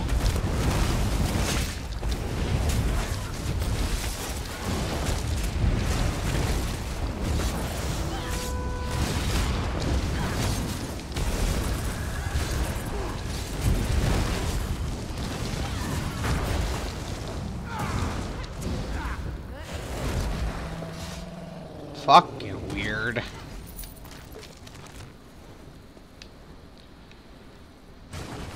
You again. We serve the Whisperer now, but we'll crush you just the same. Have they come looking for the blade, brother? How mortal!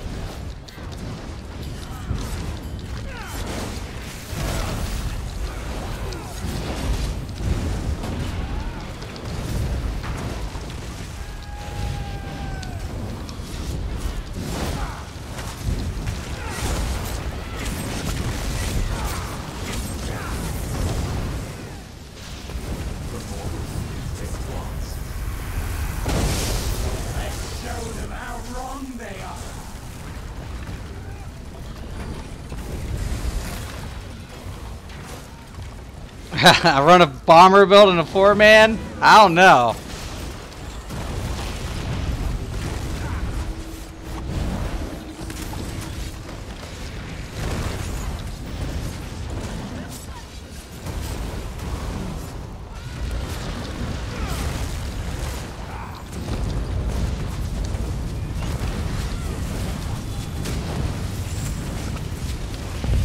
Hopefully that thing did not just get in my way.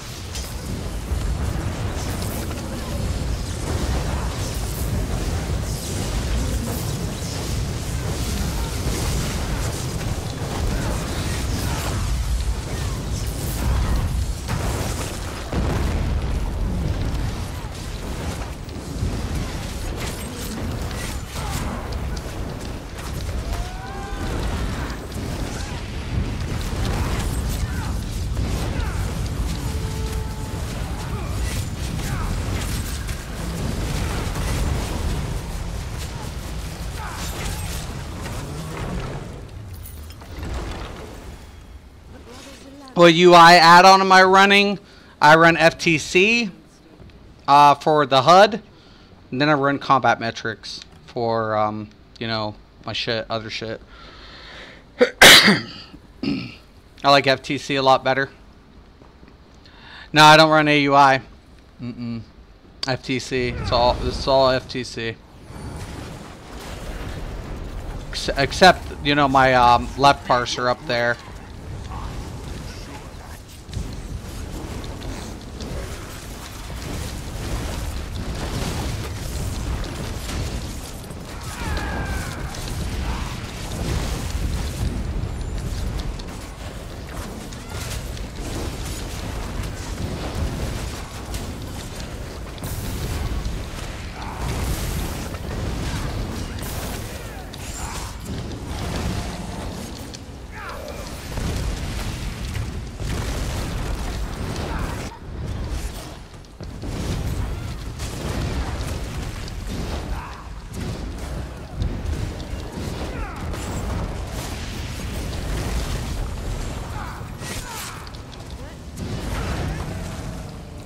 Just weird.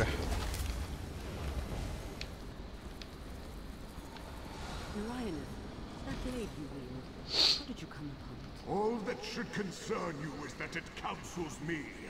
It convinced me of your betrayal, of the need for the go. streets to pay for their insolence.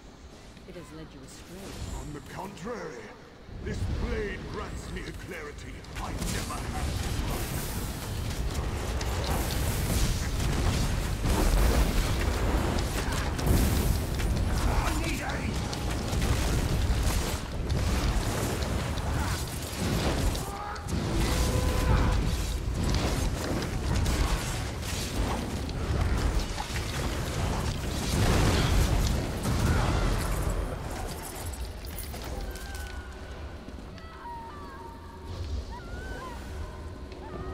Stay the fuck away from me.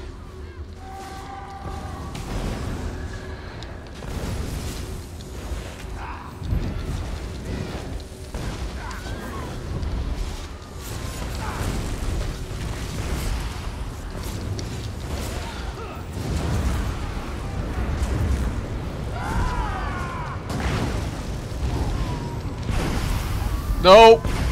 Oh, sweet Jesus! Yeah, baby!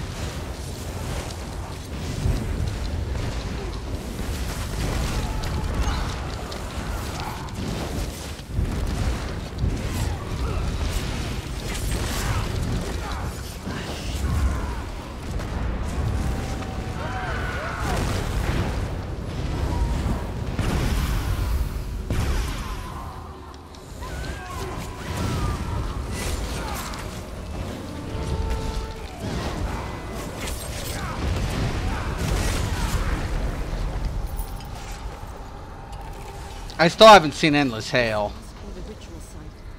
The Daedra coming through. Oh, did I? 84. Wow. Oh, shit.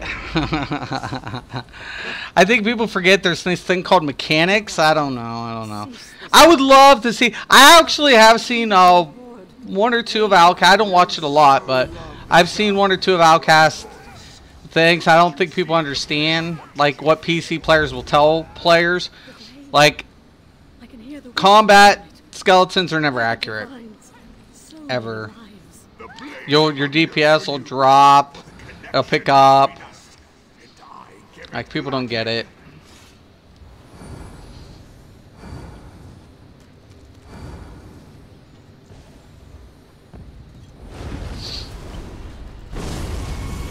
Come on.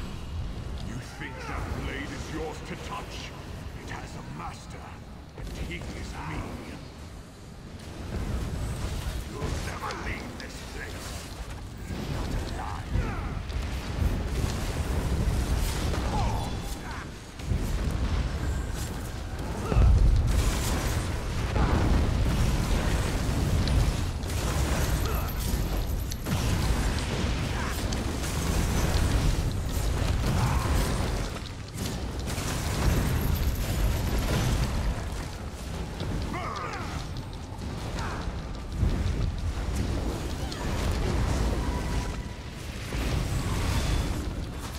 God dang it. I shouldn't have done that.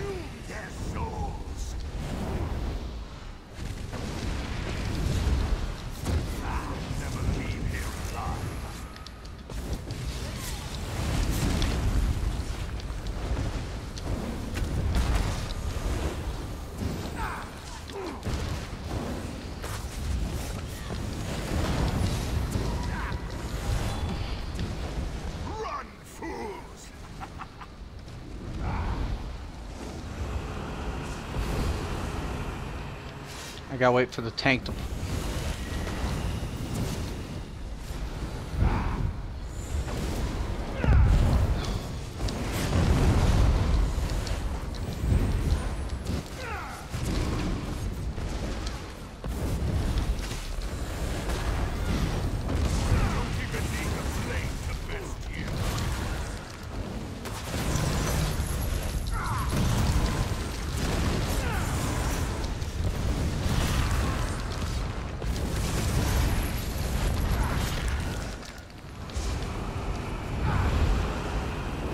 Actually, I'm glad this is happening because one of those died.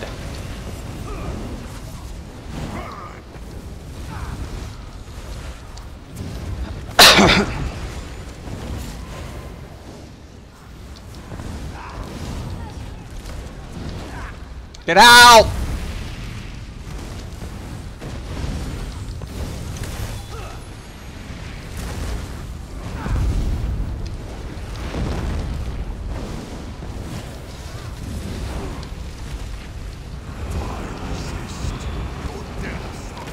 Don't AoE on top of him, you dumbass! You don't... Okay, we're good.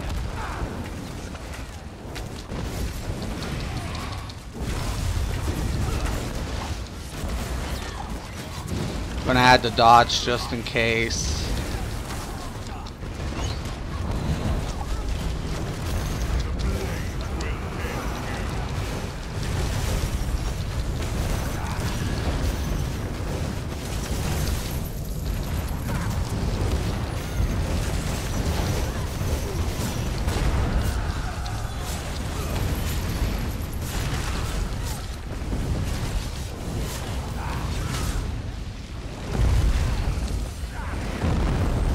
Dude, stop! Just heal. Just heal.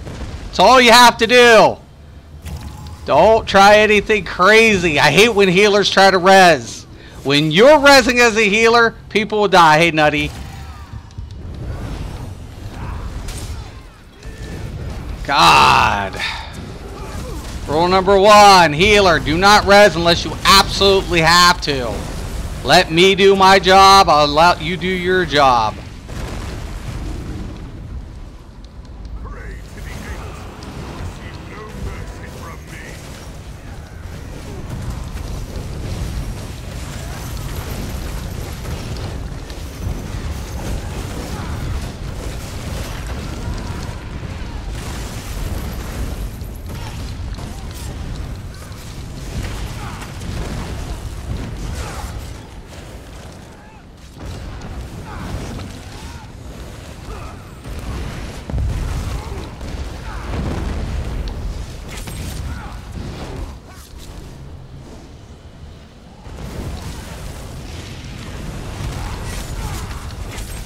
Great. Can I please get a shard? Or never mind. Yes. What the hell? What the fuck was that lag? You did it. Impen, never using PvP. The mortal did well, heeding my killing word. My Get rid of that. Motto of the day: just do your job, healers. Right. God. so pronounced. We get it done. Pug life, y'all. It's pug life. It's pug life. All right, all right. It's pug life. All right, all right, all right, all right, all right. But we do it. We get it done. We will be getting it done. Anyways, guys, I'm going to wrap this up for the day. I got a couple things to do. But I will tomorrow hopefully be out each day. I will be testing each STAM class, different sets, setups, just to see what's going on. I'm not going to say what's best or anything, but I'm kind of curious and, you know, different parameters, things. I like testing different than most players because I want to know what's best for my circumstance. So that's kind of where I go off of. And it's some things I might adjust. I have, you know, I might have optional builds given these changes. So I'm kind of looking forward to being on PTS. I'll do a, you know, a live stream and show you guys kind of the method behind my madness and just kind of where I proceed, you know, and how I kind of do a couple of adjustments here and there. So I think it'll be interesting. Tomorrow we'll start off with the Stamp Blade. I'm hoping to start off with Stamp Blade tomorrow. So, and then we'll go with Stamplar and then move forward and everything like that. So, if you have any questions, comments, please post below. I want to thank you all for watching. You guys are the best audience, I swear. And I'm privileged to have you guys as subscribers. It's an honor. So, as always, thank you for watching. And as always, have a nice day.